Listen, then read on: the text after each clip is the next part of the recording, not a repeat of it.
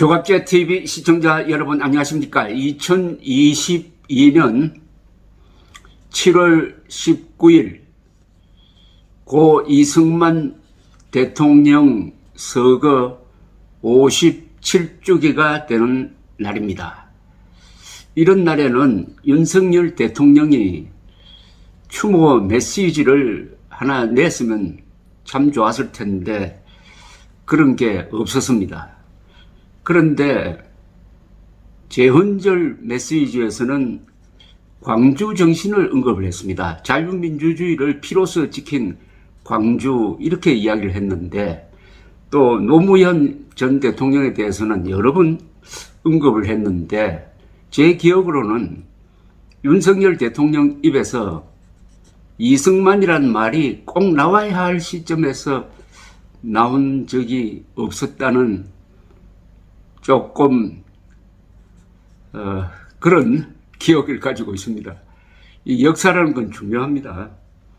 역사를 어떻게 해석하느냐에 따라서 오늘이 달라지고 미래가 달라집니다. 그래서 조지 오웰은 이렇게 이야기를 했습니다. 과거를 지배하는 자가 미래를 지배한다. 그런데 현재를 지배하는 자가 과거를 지배한다. 현재의 올바른 역사관을 가진 사람이 미래의 권력까지 잡을 수 있다는 것입니다. 요사이 북송 이야기 하는데 이 탈북 어민 북송의 그 북송이란 키워드를 가지고 제가 취재했던 과거사 두 건이 생각이 납니다.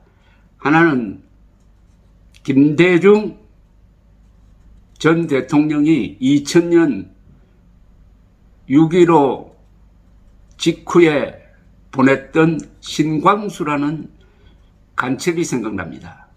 신광수는 누구였느냐 하면은 김정일의 직접 명령을 받고 일본에 가서 일본인을 납치했던 자입니다. 그 납치한 사람 중에 이름이 확실하게 밝혀진 게 하라 타다하키라는 사람이었습니다. 음식점 종업원이었습니다. 바닷가에서 납치를 해서 데리고 갔습니다. 이 하라 타다하키라는 일본인은 또 김현희 씨하고도 관계가 있습니다. 즉, 이 일본인 납치 문제가 일본에서 문제가 되기 시작한 계기는 김현희 씨입니다. 대한항공 폭파범 김현희 씨가 안기부 조사에서 이야기하기를 자신에게 일본어를 가르친 일본 여자가 있었다. 그 일본 여자의 이름이 이은혜라고 했다. 그래서 이은혜에 대한 진술을 했는데 우리 안기부가 이은혜에 대한 자료를 일본 경찰에 알려주었습니다. 일본 경찰이 그걸 가지고 조사를 했더니 실종된 다구치 야에코다 이렇게 된 겁니다. 다구치 야에코란 여자가 바로 이은혜다 이렇게 된 거죠. 그리고 다구치 야에코가 누구와 결혼해서 살았느냐, 역시 납치된 신광수가 납치해온 하라 다다아키와 결혼해서 북한에 살았다. 이 이야기를 김정일이가 합니다. 김정일이가 2002년에 북한을 방문한 고이즈미 수상에게 털어놓은 이야기입니다. 그런데 하라 다다하키는 죽었고 강경변으로 죽었고 결혼했던 이은혜는 그 뒤에 교통사고로 죽었다. 두 사람 다 죽었다. 이건 물론 믿을 수 없죠. 이렇게 일본에 통보를 합니다. 즉 김현희 씨가 한 이야기가 다 맞았다는 이야기죠. 그러니까 이 하라 다다하키를 납치해간 신광수야말로 결정적 물증입니다. 그런데 신광수가 1980년대에 한국에 들어왔다가 한국에서 체포가 되었습니다. 한국에서 무기징역을 살고 있었습니다. 제가 대전교도소에 살고 있을 때 만나려고 갔더니 만나지 않겠다고 해서 그냥 돌아온 적이 있습니다. 그러다가 신광수가 북한으로 보내졌습니다. 그 전에 물론 풀려났습니다. 풀려나서 한국에서 살고 있는데 그 신광수가 장기수로 분류가 되어가지고 간첩이 장기수로 분류가 되어가지고 2000년 6.15 회담에서 합의가 됩니다. 장기수를 북한으로 보내준다. 거기에 김대중 당시 대통령이 신광수를 포함시켰어요. 일본 정부는 신광수는 보내면 안 된다. 이것은 일본인 납치 범인이다. 물증이다. 이렇게 했지만은 신광수를 북한으로 보내주었습니다. 이게 말도 안 되죠. 신광수는 간첩이고 장기수하고는 개념이 좀 다르죠. 더구나 국제범죄를 저지른 자인데 노벨 평화상을 받은 사람이 어떻게 일본인 납치 사건의 가장 중요한 범인을 일본에 보내야지 어떻게 북한으로 보냅니까? 그런데 그때 한국 언론이 이 문제를 전혀 취급하지 않았습니다. 우리 언론 지은 죄가 많습니다. 남북 평화 모드다 해가지고 그래서 북한으로 신광수가 보내줬고 63명의 장기수와 함께 북한에서 영웅 대접을 받았습니다. 이런 김대중과 문재인이 북송의 형식은 다르지만은 비슷합니다. 뭐냐? 신광수는 범죄자였습니다. 국제범죄자였습니다. 그 순간 대한민국 국민이었어요. 그러니까 우리가 재판을 한 거죠. 그렇다면 절대로 북한에 보내면 안 되죠. 일본으로 보내려면 일본으로 보내야 됩니다. 안 보내려면은 한국에서 붙들고 있어야 됩니다. 그런데 북한으로 보냈습니다. 그러면은 장기수를 북한으로 보내면은 김대중 대통령은 북한이 억류하고 있는 국군포로 보내달라고 말이라도 꺼내야 될 것 아닙니까? 안 꺼냈습니다. 어떻게 생각하십니까? 또 한 사람 예를 들겠습니다. 신영복. 문재인이 존경해 마지 않았던 신영복. 신영복은 북송될 뻔했습니다. 그런데 박정희 대통령이 북송을 막았습니다. 박정희 대통령 덕분에 신광수와 달리 신영복 씨는 한국에서 노후를 보낼 수 있었고 좌파로부터는 존경을 받고 했습니다. 그것은 오로지 박정희 대통령 덕분이었습니다. 박정희 정부 덕분이었습니다. 그건 또 어떻게 된 거냐 하면은 1978년에서 79년 사이에 인도 뉴델리에서 남북한 비밀회담이 있었습니다. 비밀회담의 목적은 당시에 공산화된 월남에 억류되어 있는 세 사람의 외교관을 구출하는 일이었습니다. 세 사람의 외교관은 이대용 당시 주월 공사 등 세 사람입니다.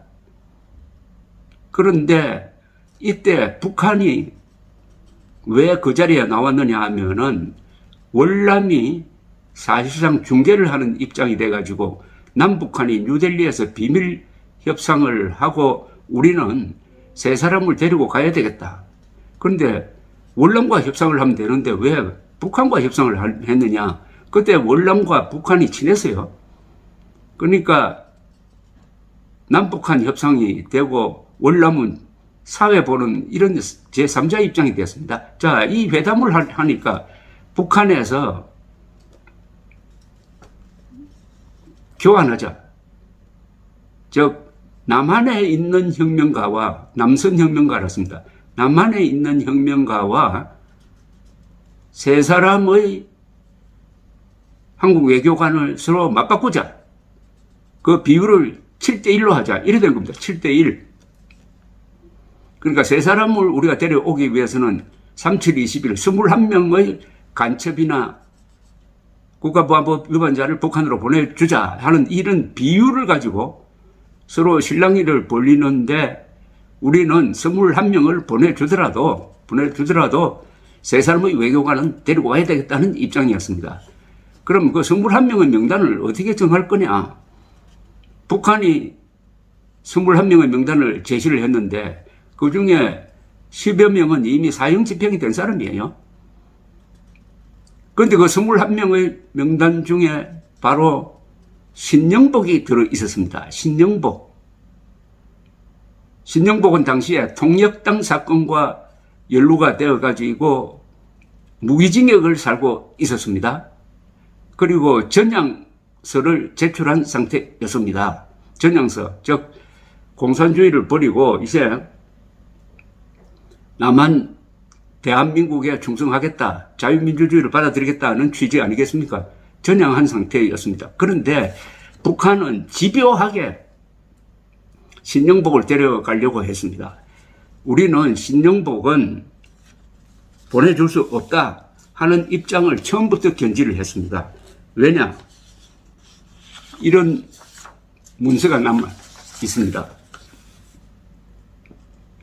당시에 본부에서 이 협상 대표단, 당시 이범석 주 인도 대사가 이끄는 대표단에 보낸 문서가 남아 있습니다.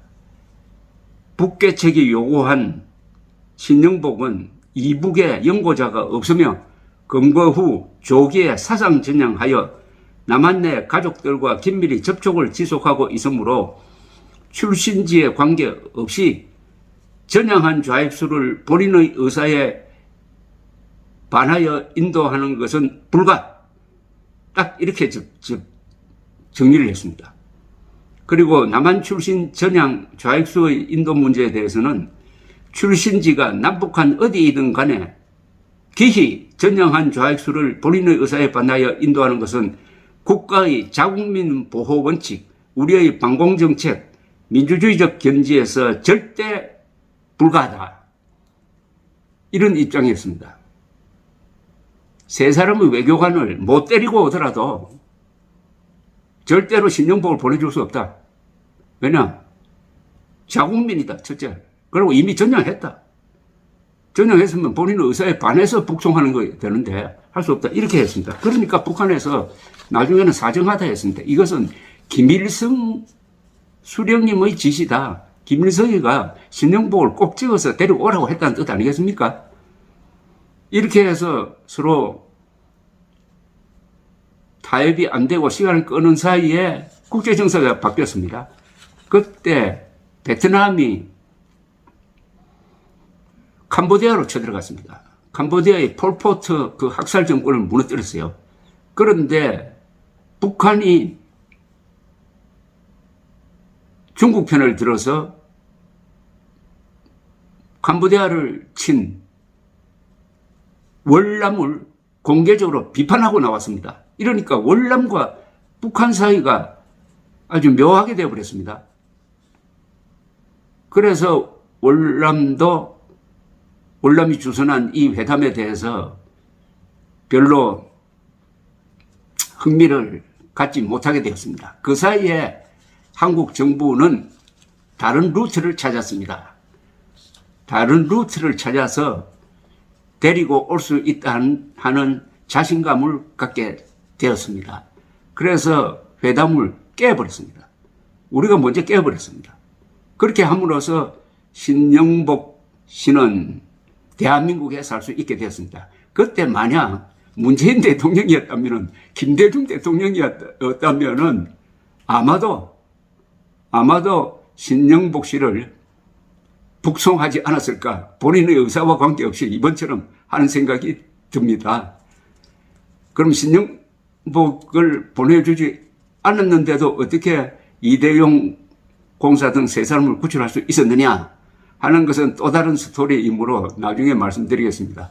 결론적으로 박정희 대통령 덕분에 문재인은 대통령 시절에 그 신영복을 사상가로서 존경한다고 했고, 더불어민주당이라는 이 장명에 신영복이 도와주었다고 그랬고, 그 신영복 글씨체를 가지고 국정원 원문석을 새겨가지고 박지원과 함께 작년에 국정원 앞마당에 세웠는데 새 정부가 들어서서 그것을 없애버렸습니다.